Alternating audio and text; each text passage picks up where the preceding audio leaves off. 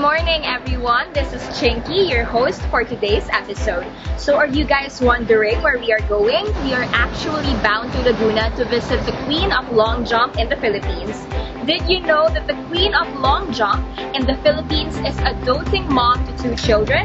Join me as we discover how a long jump queen performs her role as a daughter, a wife, a mother, and a friend. It's love month anyway, so why don't we unearth the secrets behind the beautiful relationships and this beautiful family? It's almost an hour of travel to the place, so let me talk to you about the province of Laguna. Did you know that Laguna de Bay was named after the town of Bay, which is the first provincial capital? This beautiful and the 7th richest in the country cuddles the southern shores of Laguna de Bay, the largest lake in the country. Not only that, but our national hero Jose Rizal was born in this province, which is also widely known for their hot springs, wood carvings, and paper mache.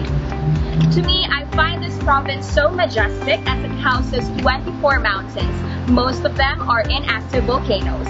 And I have been actually to its highest peak, which is Mount Banahaw, which is considered by many as the holy mountain of pilgrims. I also love going to Laguna for its yummy buko pie and queso puti. So why won't you join me now?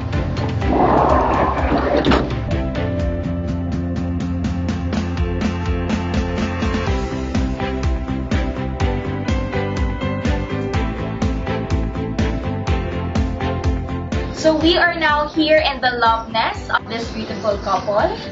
So hello po, Ms. Elma Muros, and of course, Coach Jojo. Andito po ang production team ng Philippine Sports Commission, Rise Up, Shape Up, para mapakita sa inyong mga fans kung ano bang klaseng mag-asawa since love month na po ngayon. At syempre, malamang meron po kayo mga fans na nanonood ngayon. Pabati naman po sa mga fans natin.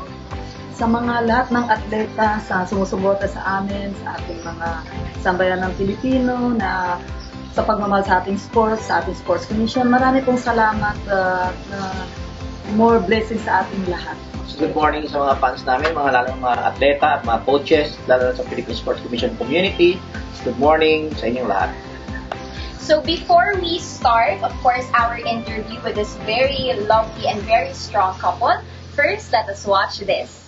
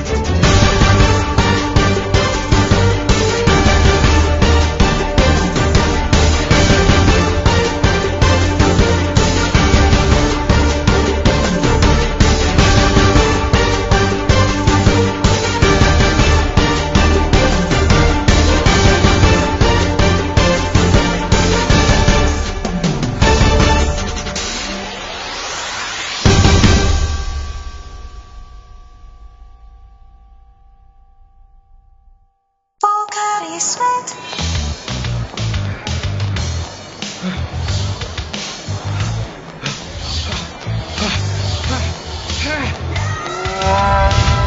Not at your best? You may be dehydrated. You need Pocari Sweat. It replaces the electrolytes you've lost and helps you perform at your best. Be at your best with Pocari Sweat. Pocari Sweat. So, andito tayo ngayon, syempre, ng kitchen ng mag-asawang Miss Elma Muros and of course, Coach Jojo. So, ano naman po yung niluluto niyo po dyan, sir, ma'am?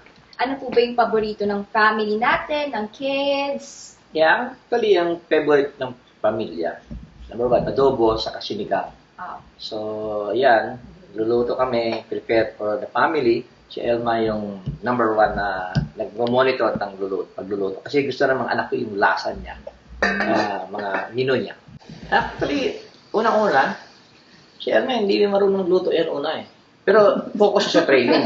Then tinuruan ko siya kung paano magsaing. Pero yung unang pagsaing niya, lugaw.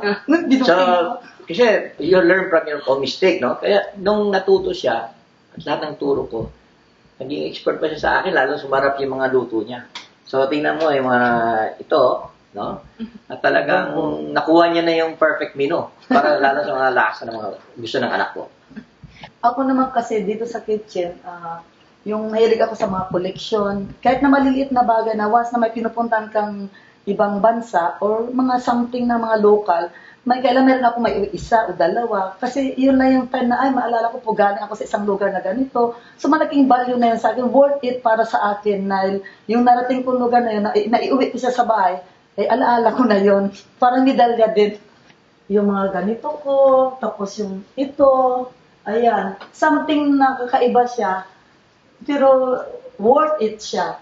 Kasi yung parang porcelain siya eh. Ang ganda niya. Ang kakaiba. Tapos ito yung nandun kami sa India naman na malaking bagay para sa akin. Ito rin sa India kasi kakaiba eh.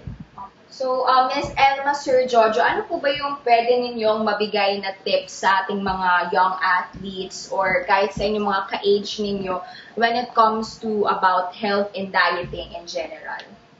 Yeah, actually, ang advice ko, kailan disiplinado tayo parati. Hindi, kasi minsan sa karangyaan natin, hindi natin nakontrol, no? Control, pero something na worth it din yung kinakain mo para at least sa sarili mo din na yung mga muscle na dapat pasukan ng mga kailangan doon, okay lang yun. May limitasyon talaga palagi. Hindi lahat na ice cream, chocolate, lahat yun may limit din. Although kailangan din natin yun, lalo na kung mga junk foods. So, kailangan talaga, control talaga. So, naging experience ko rin na pinabayaan lang din ako ng coach kong partner noong 1983 kasi habang nag-exercise kami noon, napakahigpit ang mga chocolates ko dito sa bulsa. So, nalalaglag ko sa truck na ako, oh, what's that? So, nakita, natakot ako, tinabi ko na pinaliwanag sa akin ng coach ko, next time, don't bring on the truck oval, parang ganun. Itong mga chocolates na yan, after ng training mo na, hindi yung dito sa training, dinadala mo. Siyempre, bata pa ako noong time na yun. So, maraming mga experience na natuto ako. Kailan we have to value everything, especially yung income natin, we have to save para time will come, if you retire or time will come, you're getting old, meron kang ibibigay sa mga anak mo at ipapakita mo sa mga kababayan natin na being a good example, tayo maging role model. Ito, pakita natin paano tayo mag-disiplina, paano natin pahalagaan ang binigay na biyaya ng Panginoong Diyos, lalo lang sa gobyerno natin na tikman namin lahat ng aming kasarapan sa buhay. Unang-una kami nakita ni Elma sa track oval sa Rizal Memorial. Nag-training siya na, kami naman FU nag-training. Bali, national team siya. So, kakagaling nila sa Amerika, 1986. So, unang kita namin sa oval, no? Nag-training sila. So, na-impress ka ako. Actually, honestly, unang kita ko pa lang kay Elma, masabi ko na sa sarili ko na ito ang mga pangasawa kong babae. So, mga kasamahan namin, mga member din ng national team, doon na nag-start na nagbibiruan, nagkakadyawan. So, hindi niya pa alam yon. Bandang huli na lang nalaman nung siya, nagkakausap siya mga kasama niyang babae ng national team. Kasi Papa Dor, naku Elma, baka mamaya, dahil may itsura yan, ang gwapo-gwapo, baka lukuhin ka lang yan. Sabi ko, hindi naman siguro. At saka isa pa, ang iniisip ko naman talaga, nakapokus din ako sa paglaro ko. Pero bakit kaya ang mama na to? Sabi ko, parang kakaiba. Sabi ko rin sa sarili ko. Nakita ko doon sa ilalim ng dugout, sari-sari memorial sa ilalim. Tapos, parang grabe yung kaba ko ba. Hanggang sa, yun na nga, nung nagpaalam muna siya kasi umuwi ng Davao kasi ikakasal yung kapatid niyang babae, na maragingi ng picture. Tapos sabi niya, Elma, pwede makahingi ng picture. Ako naman, binigyan ko ng isang piraso. Tapos, nang pagdating na sa Davao... Kilig na kilig siya nun. Di ba? Tapos pagdating doon sa Davao, di na, siyempre sila magkakabarkada, mga classmate niya, at saka ano, kinikwento, pero hindi naman binabanggit na si Elma Muros. Wala siyang sinasabi ba sa pari. Parang proud na kinikwento niya sa akin na nakita ko na yung magiging tubi ko. Tapos nung sabi ko na sa'yo, sumagot ako, ang kapal na mukha mo, hindi pa nga kita sinasagot, tubi na. Pero siyempre masaya ako, hindi naman ako nagkamali. Dahil siyempre nakita ko na very supportive, responsible. Saka yung nakita ko yung pagmamahal talaga niya sa akin dahil mahiyain nga ako, yung ayaw ko magsalita pag nanalo ako. Yung parang nagtatago na lang ako doon sa CR ng Rizal Memorial, ayaw kong magpa-interview dahil takot nga ako ayaw kong sabi niya sa akin, ikaw nagpapanalo ka, tapos ayaw mo lumabas, magpatalo ka. Para walang lalapit sa'yo, walang mag-interview sa'yo. Yun, parang natuto na rin ako na dahil sa very nga siya supportive, kahit saan ako nag-training, tapos sparring partner ko. Kaya yung mga memories namin, may pinapadala nga ako mga sulat Yun lang, pag binabasa niya yung sulat ko, doon ka nakatago sa kubeta. Para wala makakaalam at makakita. Yan medyo kilig na doon. Kaya yun ang istorya ng buhay namin, kung paano kami nagtagpo sa bawat isa. Ganon din naman siya, pag nagbibigay siya ng love letter inaantay muna niya na walang tao doon sa dorm ng iyo. Tapos doon siya sa second floor ng higaan, yung double deck. Tapos binabasa na walang tao kasi naiya siyang tuksoin. Kaya nakakatuwa na binabalikan namin yung memories, pati yung love letter. Tawanan kaming dalawa. Welcome sa aming tahanan. Itong tahanan namin ito, masyadong memorable. Kasi mula ito nakuha namin sa Olympic during the 1996 Olympics sa Atlanta, Georgia. Ito, napag-ipunan namin mula sa pool hanggang na finally nabili namin ito. Pero ito memorable dahil ito ay galing sa mga incentive at lalo na sa pagdating namin sa Olympic na naipon namin lahat. At isang idadagdag ko, yung nagkaroon kami ng commercial sa Safeguard na buong pamilya, and at the same time na rin na yung sa Tide. Kaya napakalaking bagay ito na naipundan namin yung sa pamamagitan ng sports walang imposible pala, pero kung paano mo mahalagahin sa isang atleta. Kasi ang pumasok na sa isip ko dito, hindi naman habang buhay atleta kami, may katapusan.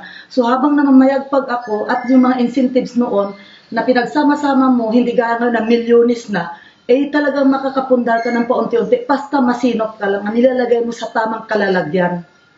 Tara, akyat tayo sa taas. Ito pala yung kwarto ng anak ko, ng lalaki, George Jr. Bale, junior ko siya. So ito, itong area, dito yung study table niya. Pag nag-online or meron siyang mga homework, so dito siya nakapokus. So, dalawang bed, may upper na mataas, so meron din sa baba. Pinaghandaan namin ang kwarto ng anak ko, lalo na junior ko siya. Nabigyan namin ng magandang pwesto at para siya naman ay pagmalaki niya rin sa sarili niya, sa mga kaibigan niya na ito yung kwarto niya. Tuloy po kayo sa isang aking lugar na tambayan ng mga parents at mga atleta na nire-recruit namin. Open sa lahat sa kanila dahil lalo na yung galing sa probinsya na walang mauwian, dito welcome sila para at least hindi sila magdalawang isip na matakot sa anak nila, at least makita nila kung paano namin i-accommodate yung anak nila. So, hali kayo sa taas. Ayan. Ayan, dito ko sila pinapatulog. Ayan, dito kasi at least mahangin, nakakapag-relax sila. Dito ko sila pinapapasok kung gusto nila dito or kaya doon sa labas. So dito ko na rin sila pinapa-open para at least kumpleto, anong gusto nilang kunin, hindi na sila mahiya.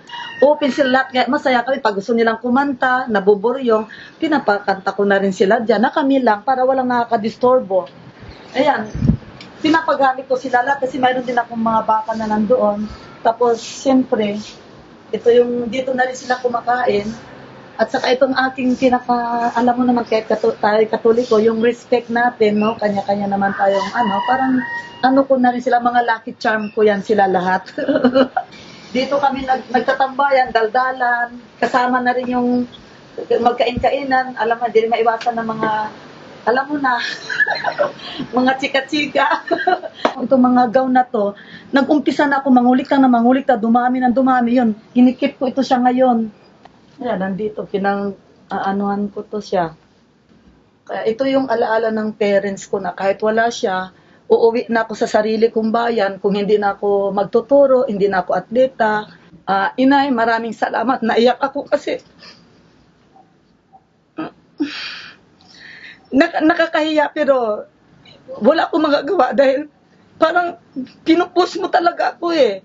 Kaya tatanggapin ko na rin na nagpaka-atleta ka, nagpakasikat ka. Tatanggapin mo kung ano to, kung bumaba man ang rango, paningin sa akin dahil napupunta na ako dito sa nakakatuwang mga gown pero nakaka-inspired. Kasi sa mga design lang masaya na ako. Parang medalya na gold, silver, bronze. Iba-ibang kulay. Ang sarap ng feeling dahil sa sports. Number 1 talaga. Thank you very much. Itong theory nyo, itong plate natin, para namin pinag-uusapan ang aming pamilya. Lalo-lalo mga anak namin. Mula maliit pa sila, ang lumaki, dito kami parating nag-bonding kasi yun ang paraan na magkakaroon kami ng mga relation, harmonious relation sa aming mga anak. Dito kami naglalaro, may sungkaan kami, tapos yung mga anak ko, tawanan sila kasi pag natatalo, tapos at the same time na pag may mga meeting, dito rin kami ni Coach Jojo, yung nagsishare sa mga meeting namin, nagbibigay ng opinion. Ako medyo matampuhin, pero hindi naman ako, siyempre love naman ako ni Coach Jojo, kaya pinagpaparayaan niya ako dahil siyempre tayong mga babae, hindi maiwasan na medyo maputak ba. Pero as ang putak ko, yung pagkamadaldal ko ng kauntis para din sa amin, at saka pinapakinggan naman niya ako, kaya normal na sa atin yun, okay lang. So, masalamat ako sa husband ko kasi lahat wala na akong mahilig pa sa kanya dahil responsible siya sa lahat para sa akin, sa pamilya namin. Talagang saludo talaga ako sa all-out support 100%. Plus si God pa sa aming nagagabay. Marami po talagang salamat sa husband ko, saka mga anak ko. Usually, normal kasi sa mag-asawa, sa pamilya, may konting tapuhan o hindi pagkakaunawaan. Pero ang pinaka-halaga sa lahat ay yung paano unawain ang sitwasyon. Kasi hanggat maaari, pag dumarating na problema, kailangan ayusin ka agad at dapat may pagtanggap. Ang pinaka-importante kung paano pagtanggap ng kamalian at anong dapat mong babaguhin. So, mutual communication and mutual understanding dapat ang pagbibigay ng bawat isa sa pamilya. So, ang pagdisiplina namin, may communication line. Kailangan kausapin mo mga anak mo, hindi pwedeng pagalitan ng kagad, may mga dahilan kasi yan. So, katulad sa akin bilang tatay, never ko napalo yung kahit minsan sa buong buhay ko.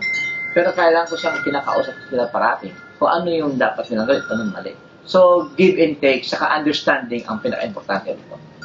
Athlete din ang turing ko sa mga anak ko. Kaya kahit anak ko sila, o yung hindi ko man sila anak, pinapa-emphasize ko talaga sa kanila yung disiplina at alam nila ang gagawin nila bilang isang atleta at bilang anak na alam ang patutunguhan nila. Kasi ayokong mawala, ayokong ma-involve sila sa droga, ayokong maging lasinggero, ayokong labas dito, labas doon, walang limit dahil porket pinapayagan mo, inaabuso, ayoko yon. Gusto ko ang respeto pa rin na maibigay nila sa akin at yung maibigay ko rin sa kanila. So, pareho kami, ang respeto, kahit anak ko sila, re-respetain ko yung opinion nila.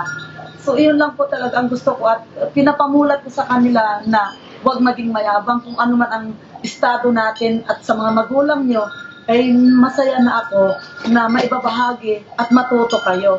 Kaya nagpapasalamat rin ako sa Panginoon Diyos dahil sa mga anak ko, hindi sila mayabang, nagtiis sila, ano yung hirap, yung from the start pa lang talaga na pinanganak ko na sila, alam na nila yung role nila dahil yung buhay namin, ito na napakahirap, sakripisyo. So ito sila ngayon, nagsasakripisyo para yung talento rin nila ngayon, dahil atleta sila, bilang estudyante rin sila, nagagampanan nila, yung nagagampanan na namin, na role na bilang atleta, bilang coach ngayon, magulang na, ngayon sila, estudyante,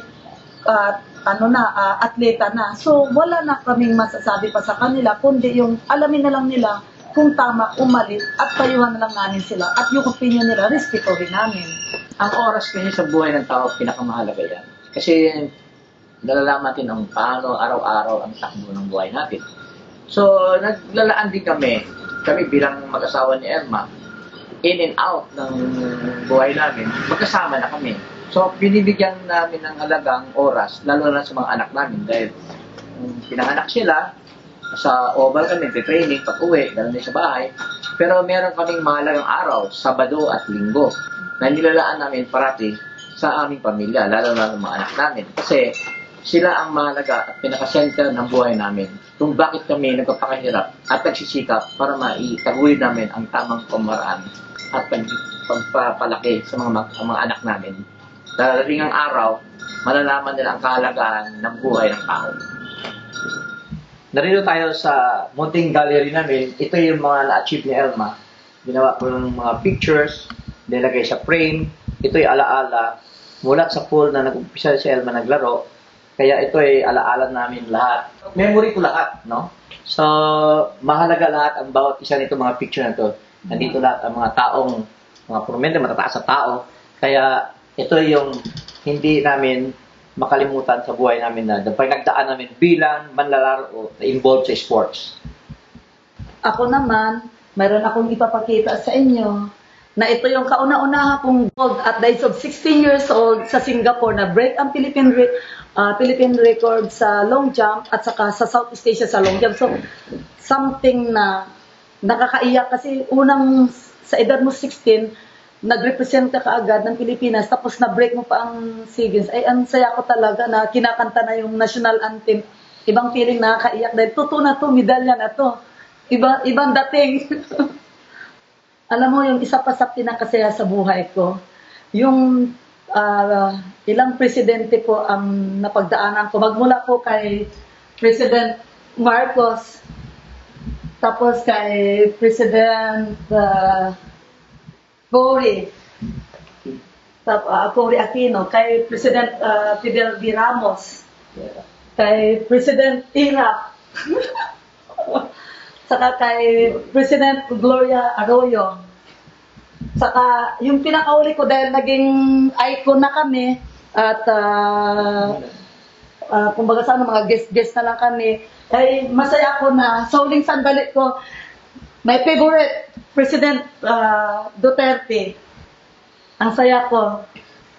Saka yung mga friend ko naman na hindi ko malimutan sa buhay ko, siyempre ang idol ko, si Miss Lydia De Vega. Tapos si Agripina de la Cruz, at saka si Sir Mike Kiyon. Ito, 1981 SEA Games kami. Ayan, nagpa-picture sa grandstand, nanood ng laro namin. Tapos yung aming coach na partner, si Sharon Hatfield, saka Tinker Hatfield, saka si Mayor Richard Gomez, magkasama pa kami naglalaro. Tapos si Chairman Chanuba, si former Senador Bongbong Marcos, si Governor Chavez, tapos Chairman Ramirez sa lahat, saka yung mga iba pang mga paborito ko na nandito, si Mr. Goting Tok, si President, si Sir former Philip Ilawico, at ang ating pinaka-legend sa lahat, si Paeng Nepomuceno, talagang super. Saka ito pa, ang paborito ko, si Efren Bata. Lahat yan sila. Lahat yan. Yung hindi ko man ma-mention sila lahat, pero nandito sila sa gallery ko. Kasi alaala sila at kasama ko nung naglalaro pa kami sa Gintong Alay. Kaya pinapasalamatan ko rin sila lahat, ng mga teammates ko na member ng national team. Saka, alam nyo, nakakatuwa. Siguro, iilan lang ang manlalaro na nakapagserbisyo sa 7 presidente. Yung 5, talagang active siya. Yung 2 na naging ambassador na siya. Ito nga pinakahuli si Presidente Duterte na naging maganda ang resulta ng 2019 SEA Games at na taas ulit ang antas ng sport sa Pilipinas. Kaya nagpapasalamat kami sa Philippine Sports Commission, lalo na kay Chairman Ramirez. Siya talaga yung architect ng SEA Games na ginawa niya lahat ang kanyang magagawa para lang maging successful. Yun ang pangako namin, lahat kami, mga national team, mga coaches, na yan ay bilang regalo namin sa presidente na kailan mag-overall champion ulit ang Pilipinas. So, magandang kasaysayan kasi yun dahil sa kanyang administrasyon at pinangako. At talagang all-out support ang ginawa niya, kaya kami naging successful. So, pagsasama namin ni Elma bilang mag-asawa, ito yung pangalan naming anak, Clarice Posadas. Ito siya magmula ng elementary, pag-aral siya sa Brent International School.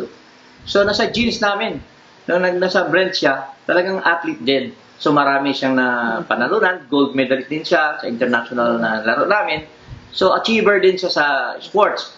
So, nang dumating siya sa Brent, na nag-graduate, napunta siya sa Ateneo University. So, varsity rin siya, basketball player. Actually, marami siyang sport eh. Track and field, volleyball, and basketball. Pero, naging priority yung basketball. Hilig niya talaga. So, nagtapos siya sa Ateneo ng psychology. Then, hindi pa rin siya nagtigil. May hinihiling pa sa akin. Kasi gusto niya pumunta ng Amerika. So, actually, kaya siya napunta ng Amerika dahil engaged sa boyfriend niya. Nandun sa Amerika. So, nag-decide siya mag-aral ulit ng master's degree. So, about child development. So, sa Bank State University in New York. So, ngayon, talagang marami siyang na-achieve ngayon. Naging mga nais niya marating sa buhay. Isang semester na lang, mag-graduate na itong anak ko si Clarice bilang master's degree holder. So, mapalad kami, mga anak ko, kasi itong anak ko na to, talagang meron siyang mataas na pangarap. Kasi gusto niya, sa kabila ng lahat, alam mo, si Elma, sa achievement sa sport, iba. Pero gusto naman ng anak ko, achievement niya sa edukasyon. Kaya, mapalad kami. So, ito yung anak namin na panganay. Tapos, so sa aming pamilya, pagsama namin Elma, ito yung bunso naming anak, si George Posadas Jr. Actually, nag-start din siya sa Brent International School. Ngayon, marami din siya achievement, marami din siyang sports, volleyball, basketball, track and field. So, nag-excel lang siya sa track and field. Pero, naiba naman ang linya nila. Tulad ng panganay, basketball, siya naman, ang priority niya, volleyball. So, marami achievement. Ngayon, graduating na sa grade 12, so planning to go to university. So, since I'm graduating, pinagdedesisyonan ko pa kung saan ako mag-aral. Hopefully, kung dito man, mapalad ako, makapasok nga ako sa UAP. Kung hindi, pwede naman ako bumalik sa linya kung mag-track. At pinapangarap ko lang naman yung makaraos sa buhay. Katulad ng tinuro sa akin ng magulang ko, na paghirapan mo dahil yun yung best key para to have a successful life. At hindi ko kinakalimutan ang mga core morals at saka values ko hindi lang bilang estudyante, bilang atleta din. Kasi yun naman ang tinuro sa akin ng magulang ko. At ayun, habang ngayon nakakaraos kami sa buhay ay tinitake advantage ko na bilang pribilehiyong tao na may edukasyon ay kailangan may pangarap akong sundan. Katulad ng ginawa ng magulang ko na hindi ko bababaan yung standard ng pamumuhay ko sa binigay nilang buhay sa akin. Very thankful ako dahil I'm blessed with such talent na nabibigyan ko yung sarili ko ng oportunidad na mahasa ko yung sarili ko sa sports at bilang nabibigyan ako ng tamang guidance ng magulang ko. At para sa mga bata dyan, mag-aral lang kayo dahil baka hindi nyo lang man alam na ito yung magbibigay sa inyo ng oportunidad na makaraos sa buhay. At pagpatuloy nyo lang yung edukasyon nyo at wag pababayaan ng mga magulang ang kanilang mga pangarap. Dahil ayun ang taas sa kanilang buhay. Panawagan ko naman sa mga lahat ng magulang na meron din silang mga anak. Hanggat maaari, kung pwede lang talaga, i-convince nyo sila ma-involve sa sports. Kasi alam mo, sport, maraming opportunity and privileges. Kasi bilang magulang, bigyan nila ng kahalagaan ng edukasyon. Ngayon, pag na-involve naman ng sports ang mga anak nyo, maraming pagkakataon na magiging libre kayo sa pag-aaral, scholar kayo, lahat ng privileges. Sport, magiging national team kayo, makapagserbisyo sa ibang bansa, at makapagserbisyo sa sariling bayan. So, kayo mga magulang, suportahan nyo sila sa involvement ng sport. Lalong-lalo na sa paralan. Ang ating mga guro, sana i-appreciate nila at bigyan ng pansin at kahalagahan yung mga manlalaro na bilang atleta at naninilbihan sa mga paralan. Kasi yan ang kanilang kinabukasan at magbibigay ng pangalan at karangalan sa ating paralan. Yan lang po ang masasabi ko sa mga magulang. Tuloy nyo ang pagsuporta sa mga anak nyo, lalo na sa sports. Ako naman bilang isang ina, very supportive tayo. Although nagagalit minsan ng ating mga anak dahil may stricto tayo at lahat ng mga whereabouts nila dapat nating malaman dahil simple sa panahon ngayon, kaiba. Pero hindi tayo dapat magsawa. Suportahan natin sila at huwag natin silang i-down. Tayo mismo iangat natin sila para ma-develop yung talent nila, yung character nila, na maging matapang na mamaywalay sa magulang. Hindi yung palaging hindi makakilos dahil wala sa magulang. Kailan i-explore din natin ang anak natin para matuto sila magtayo ng sarili nila. So, pasalamatan na natin na hanggang nandiyan sila sa atin, huwag natin pababayaan kagaguide, ka-remind sa kanila dahil iyan talaga, hindi yan para sa atin sila, kundi para din sa school na siniservisyohan din nila para yung in return na yung talent nila sa academics, sa sports, yun naman yung tayo mga magulang na nalibre na. So, pahalagahan natin lahat yan. At pasalamatan natin yung mga universities na umu-offer, kahit anong universities na free lahat ang anak nyo, thanks God na yun para sa atin. Dahil ang laki ng mababawas na hindi tayo nagbabayad, yung dorm, ang allowance, yung pagkain, yung may exposure pa sa ibang bansa, plus maging national team, plus tutulong yung Philippine Sports Commission. So malaking bagay yun para sa atin na mabigyan ng kahalagaan, hindi ma-involve sa droga. So yun ang aking bilang magulang na nadidevelop yung confident na nagbigay ng yung mga teachers, coaches na pangalawang magulang dahil wala nga tayo bilang parents, pero yung mga teachers, coaches na nagbigay sa atin ng atensyon sa mga anak natin ay pasalamatan natin kasi malaking bagay na yun na mabawas sa ating responsibilidad Kaya dapat huwag yung sayangin ang panahon lalo ng mga kabataan. Kasi lahat may hangganan. Ang bilis ng panahon, isang iglat lang. Parang ako, kung pwede lang ibalik pa uli worth it talaga yung ginawa ko. Kaya lang ito na ako. So ito, sinishare na lang namin sa inyo lahat na nag-experience namin. May ups and downs, pero never kang give up. Go on ka. Kasi hanggat kaya mo, gawin mo. Dahil kung ang makina, napapalya tayo pa kayang tao. Pero ang akin, habang binibigyan tayo ng isip at lakas ng Panginoon Diyos, huwag nating sayangin. Yun lang po talaga ang mahiling ko sa inyo at suportahan ng bawat isa ang pamilya nyo, lalo na kung ma-involve sa sports, ang anak nyo, asawa nyo, o kung ano man. Yung kami, hindi lang pang pamilya, pang sports pa. Kasi lahat involved sa sports So thanks God talaga sa kay Chairman Ramirez, lahat ng commissioner sa Philippine Sports Commission, lahat ng association na iba-ibang sport na talent ng mga atleta. Thank you very much sa support at sa ating president. Lahat po, thank you very much po sa POC, PAC. Thank you po talaga. Inuulit ko lang, the best kayo. Thank you, Elma Muros and Coach Jojo, for sharing a part of your life to your fans. Meantime, here is our WOW or Women on Wellness segment. Our next speaker will talk about effective communication strategies for couples. She's a registered psychologist and is presently connected with the Counseling and Educational Psychology Department of the College of Education of De La Salle University, Manila. As a practicing psychologist, she does consultancy work for several organizations, mostly in the field of counseling, psychological testing, and mental health. She has served as a resource person for various seminars and workshops. Make sure to take down notes as I give the floor to Mrs. Nenuca Fe Canlas. Hello, everyone. I am going to talk to you about effective communication strategies and techniques for couples. Okay, communication is very essential in any relationship, especially between couples. No? Kasi communication is both an art and a skill. Now, when you communicate with your partner, even when you do small talks or big talks, what usually happens is that you establish a connection with your partner or with your spouse for that matter. Now, when you establish that connection, you tend to bring a sense of happiness and fulfillment, personal happiness and fulfillment, and then at the same time, fulfillment in terms of your relationship. But if there's one thing that we need to master, it is the art of healthy communication.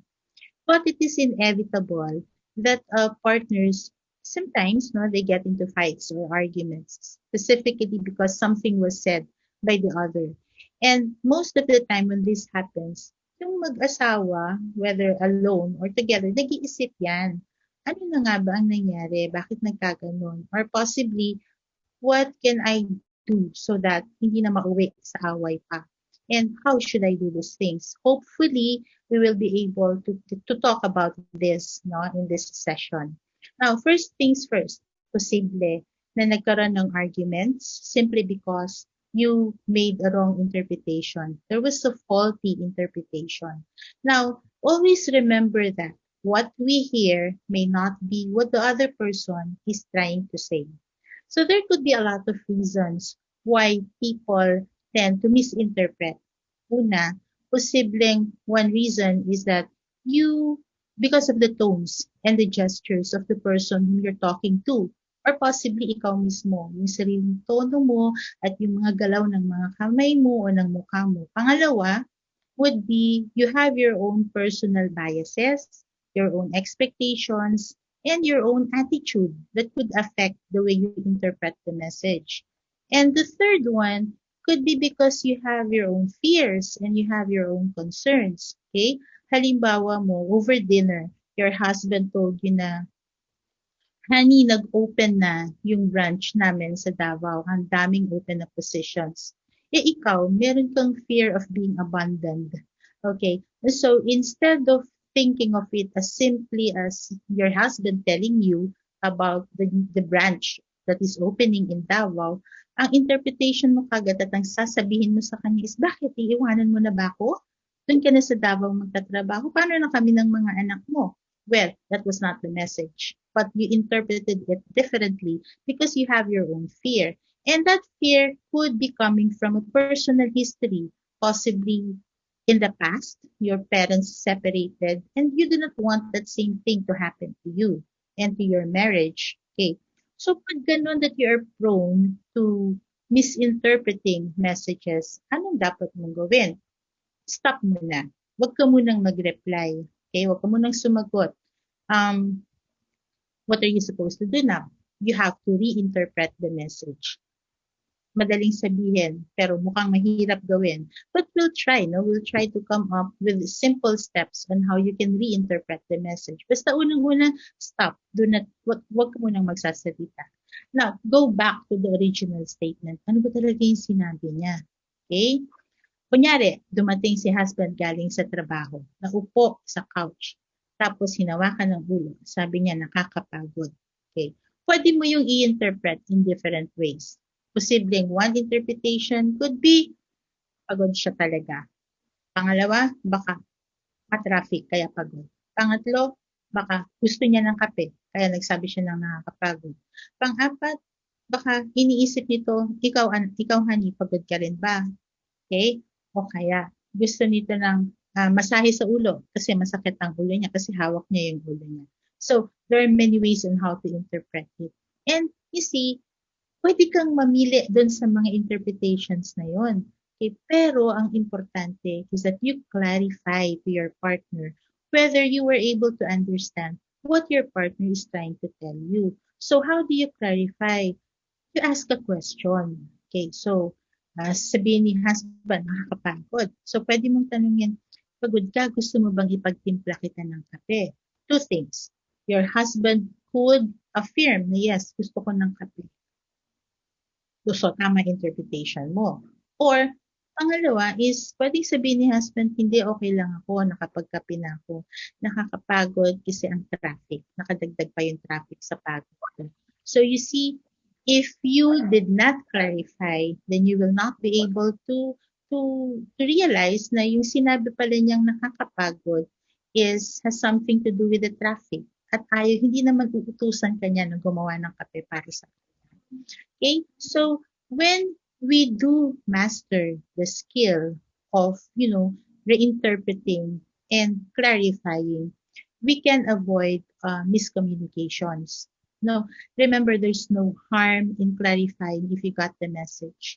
And if you want to clarify, please do so by using non-aggressive words and then try to come up with a tone that is appealing, that is soothing, and not a tone that is imposing or demanding. Okay, We ask questions in clarifying rather than we impose. You see, when you ask questions, you give your partner the chance to fully explain what it is that he wants to say. Okay. Now, another possible reason why there could be an argument is probably you're not listening. You are not listening. Okay. Now, listening with the ears. Now, you hear pala with the ears, but you listen with the heart.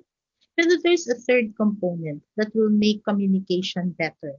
And that is if you hear with the ears, listen, no? Listen with your heart, and then show genuine interest to the person who is talking. And that is what we call as active listening. Okay.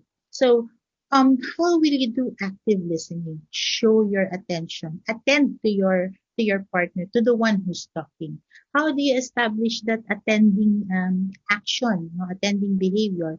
Maintain eye-to-eye contact. When your partner is talking, make sure that you are looking at him straight in the eye. Hindi yung nakatingin ka nga, parang blank stare naman, no? Pero make him feel that you are present with him when he is talking. Now, avoid using your cell phones when your partner is talking to you or looking out the window. Kasi para bang mas interesting pa yung cellphone mo at saka yung nangyayari sa labas ng window kesa dun sa sinasabi ng husband mo. Now, be very mindful of your body language and your facial expressions when your partner is talking. Tapos nag-raise ka ng eyebrow. Anong ibig sabihin nun? Diba ibig sabihin nun, totoo ba yung sinasabi mo? Hindi ata ako naniniwala.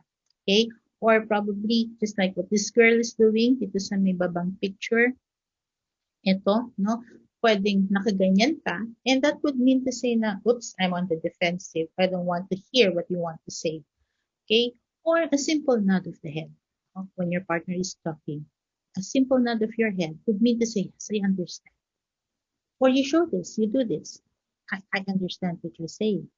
Pero pag gumanyan ka na, bored ka na. Bored, stop. Okay, so be mindful of how we act, our body language, and the facial expression.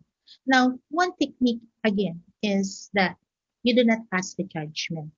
Well, dapat kasi talaga that we should be able to say what it is that we feel, no? So that we can be released of all these negativities that we have inside. But then, when you actually do not filter what you want to say, what happens is that it results to more arguments and more misunderstandings and more miscommunications. Now, there's a better way of communicating to your partner what it is that you truly feel without passing a judgment. Let us, for example, say, napikon ng husband mo dun sa sinabi ng anak mo. Okay? Tapos ang tendency mo is to pass a judgment. Ikaw, pikon ka talaga. Okay? So instead of saying that, we can do it in a better way. Communicate what you observe, what you feel, what you need, and then make a request. Okay? So how do we do it? Kanina, nung napansin ko na napikon ka dun sa sinabi ng anak natin at hindi maganda yun sa pakiramdam ko. Siguro kailangan mag-usap na kayong dalawa.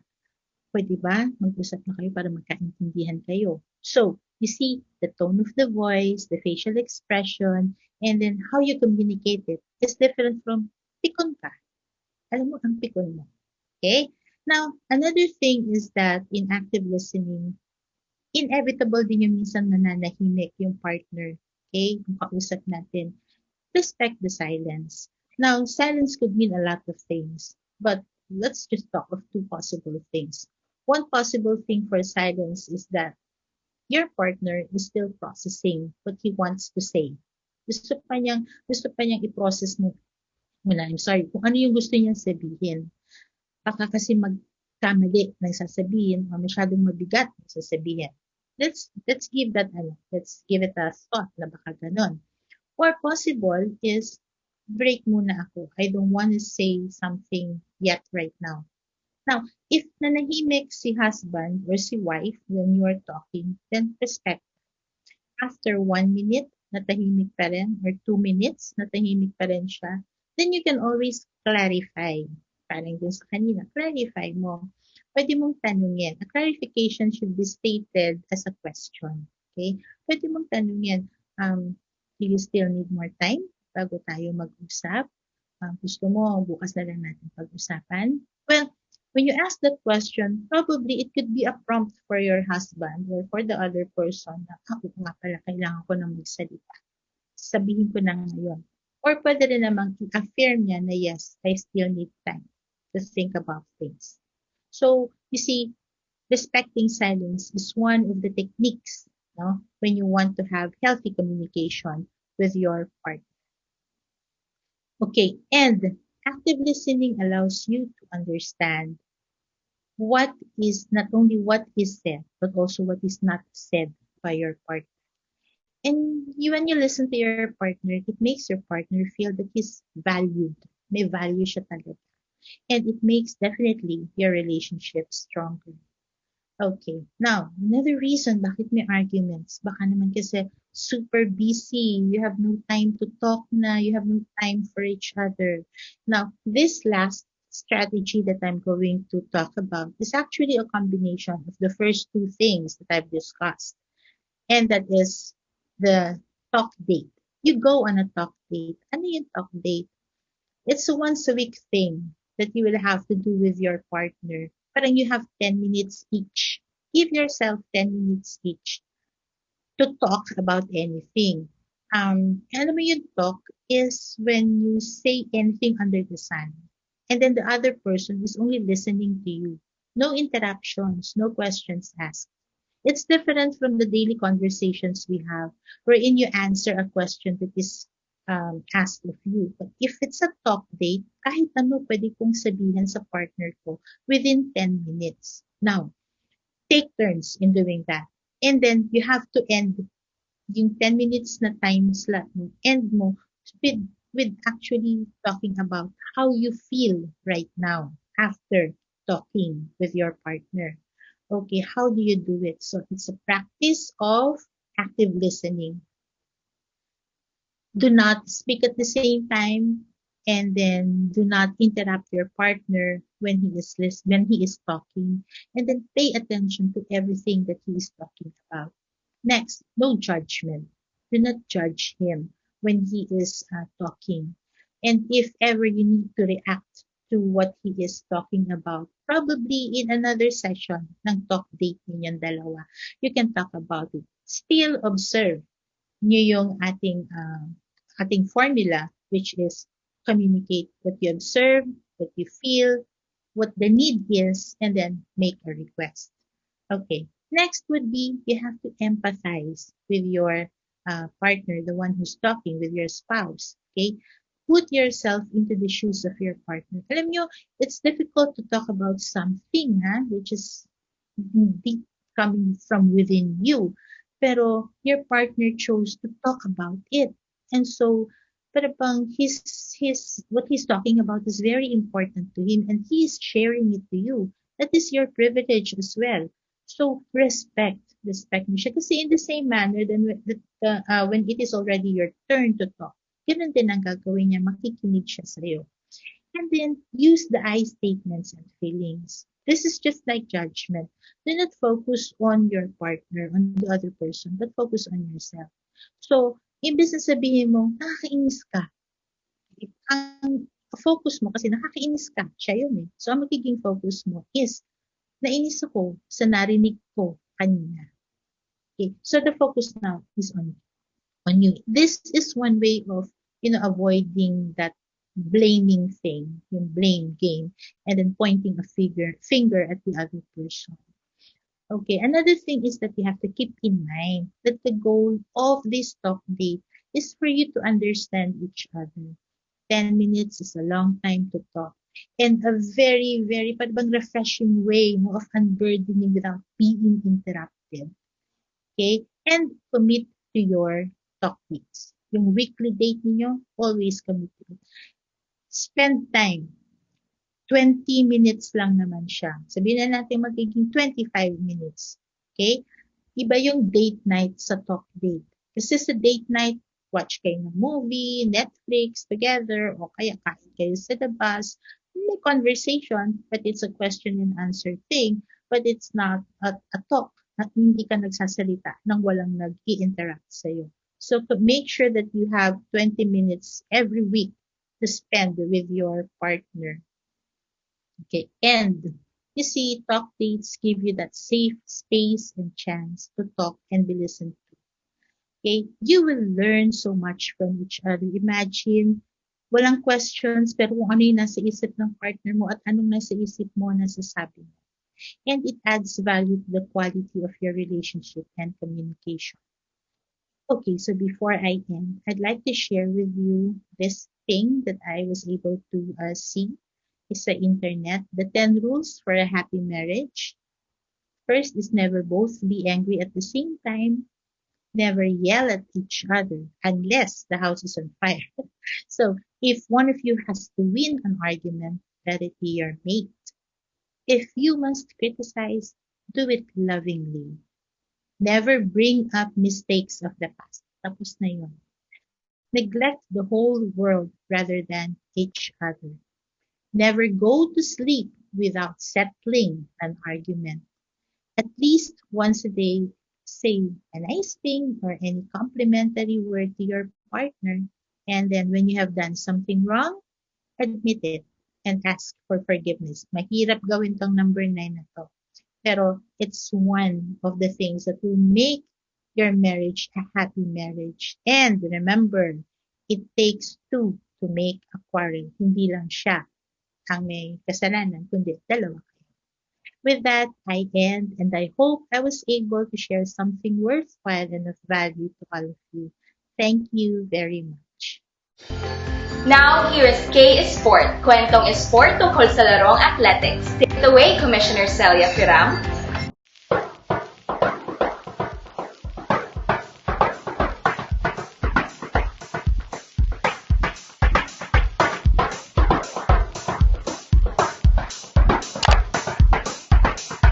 Ang aking kwento ngayon ay tungkol sa sports na malapit sa puso ni Elma at ni Coach Jojo, track and field.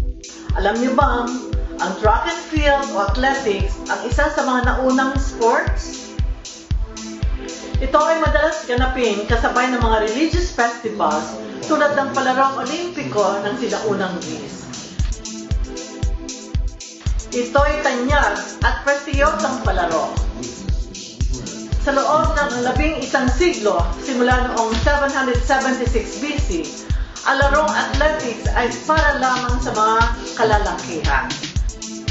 Ipinagpatuloy ng mga Romano ang Olympic tradisyon hanggang sa panahon ni Emperor Theodosius I, isang Kristiyano na nagbawal sa mga laro noong 394 AD.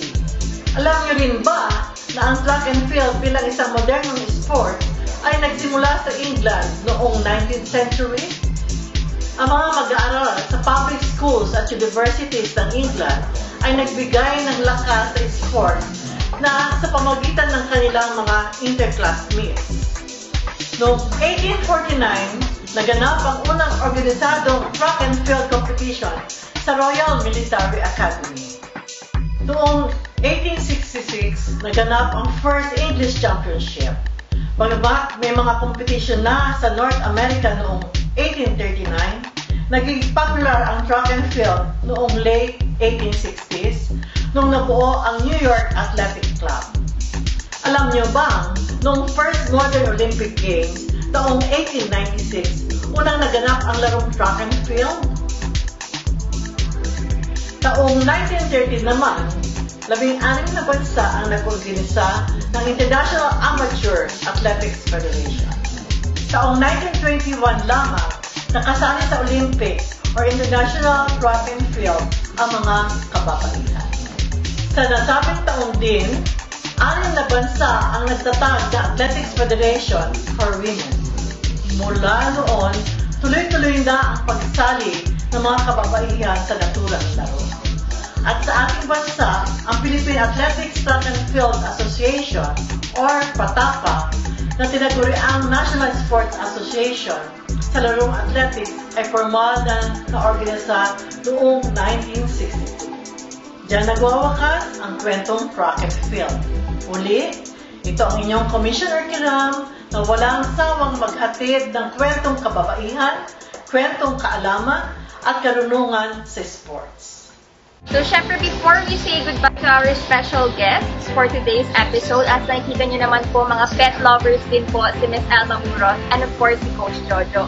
So again, thank you po so much, Miss Elma, of course, their son George, and of course, Coach Jojo, for welcoming us in your home.